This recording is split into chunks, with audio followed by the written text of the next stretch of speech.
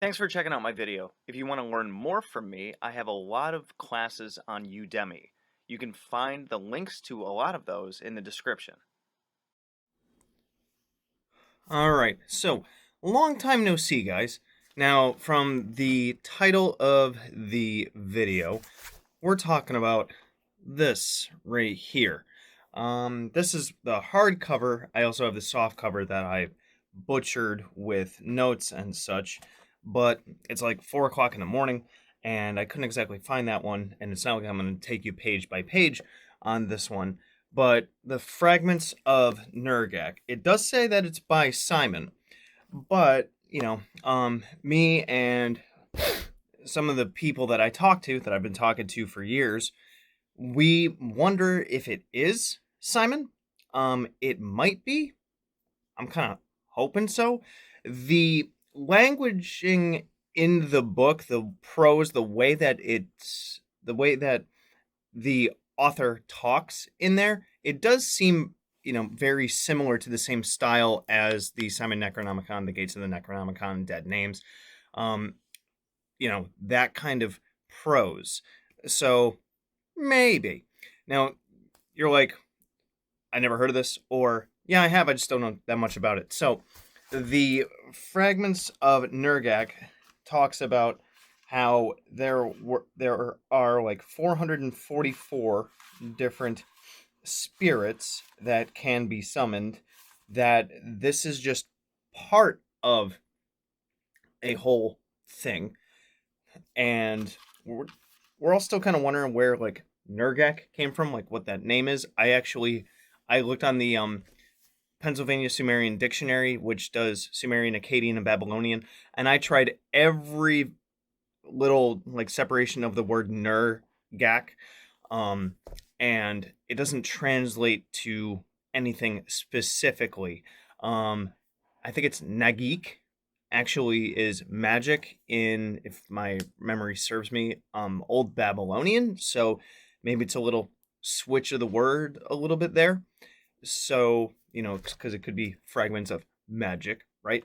One of the things that stood out to one of my friends really fast is that looks an awful lot like if someone was to misspell Nurgle just by hitting the K instead of the L.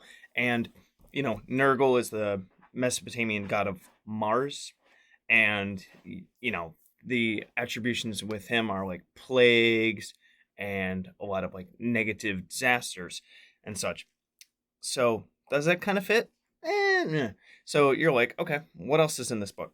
So we got 72 spirits in this book, and it's structured, a lot like the 50 Names of Marduk. So, like, if I show you one of them, of course, you got like a seal there with a name and a power word, and there's more seals, more names, more power words.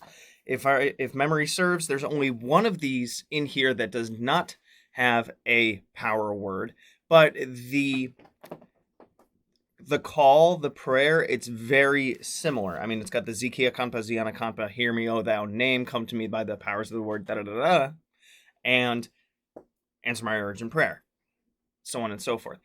It's tweaked a little bit, especially with the second part, where it goes into more of a thank you, I guess you could call it.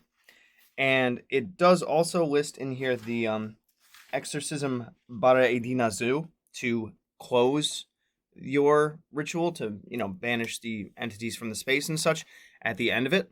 And one of the biggest things difference, rather than just using the paper and 2 candles, we're talking about using a concave mirror along with the sigil. So you got the sigil down here on paper and the concave mirror behind it.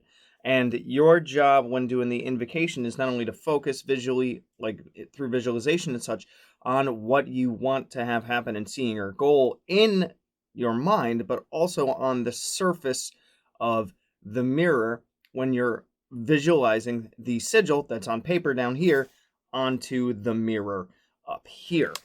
And I've actually done 2 of these since working with the book itself, I actually have the paper for one of them behind me, but you can't see it at this angle. I did get a concave mirror, although ironically, I don't have the little stand thing for it that leans it back a little bit, so I lean it on my Agamasaratu. And that's another thing. It does talk about, sacrifice, which can be, blood or semen or something you can burn like bread, or herbs, things like that. And, you got your standard 2 candles. So one of the things that's really different about this one is each of it expands on the concept of the 50 names a bit by going into different things that are to be done with a lot of the different spirits. So, in the 50 names of Marduk, it's write the sigil and go through the 7 step-by-step process with your call and visualizing and the different prayers and picturing what you want.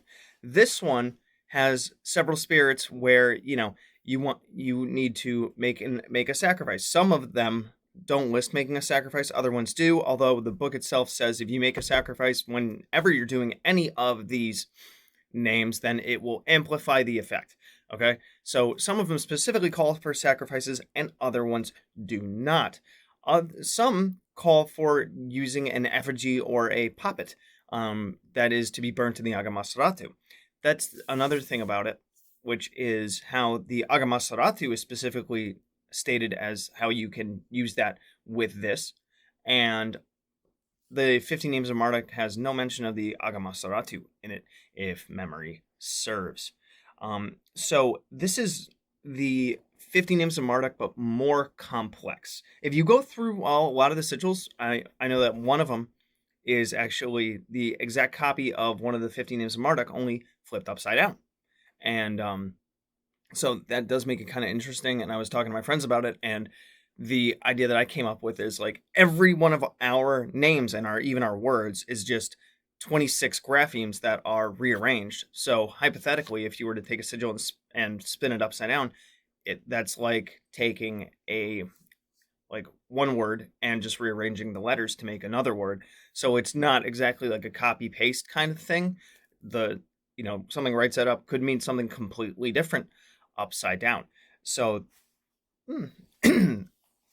I do have some good feelings about this, and it's definitely an addition to the Necronomicon studies. This one's actually printed in North Haven, Connecticut, and it is, what's the word I was going to say? Early morning, guys. Oi. I think that it's an interesting take or an interesting expansion on the different stuff that you can do in the Necronomicon current. Is it legit? It's made to order. The original edition was in France, and it's just something else that you can experiment and play with. If you're familiar with the 50 Names of Marduk, this is not going to be that difficult for you, although, you're going to need to get a concave mirror. And also, if you haven't made an Agamasaratu, it's definitely suggested. Technically speaking, if you don't already have one, you could just use it as an offering bowl because it doesn't specifically state about invoking the Watcher. It does mention that you can do it, but not that you have to do it. So, like I said, it expands on the 50 Names of Marduk style and adds some of the regular Necronomicon proper elements in there, and a lot of the sigils and demons of the Nergak call for more than just visualizing your goal and doing the prayer. So I like this expansion on stuff, and I'm going to keep working with these guys and just, see how my experiments go. So let me know if you already have this book or what you think about it, whether it's legit or not, whether it matters if it's legit or not.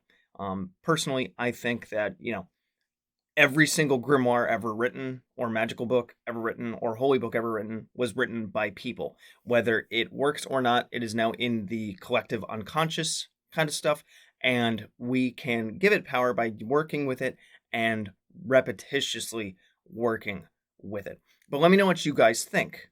Good hunting. Thanks for watching my video. So if you want to check out my playlists, I have, among others, the Simon Necronomicon, the Tree of Life, General Magic, Tulpamancy, a playlist on my books, the elements, stones, the theories that govern magic, and the gods and goddesses of Mesopotamia. If you want to check out my books on Amazon, I have Creating Consciousness, Magical Mechanics, Magical Theater, Handy Sigil Magic, Magical Movement, which is an update and expansion upon Handy Sigil Magic, Magical Mastery, which is a combination masterwork of Magical Theater and Magical Mechanics, and The Guide to the Spheres and Beyond. You can also find me on Facebook at Magickology YT. You can email me at priestofthenecro@gmail.com, and you can even check out my Instagram, which is Magickology. And good hunting.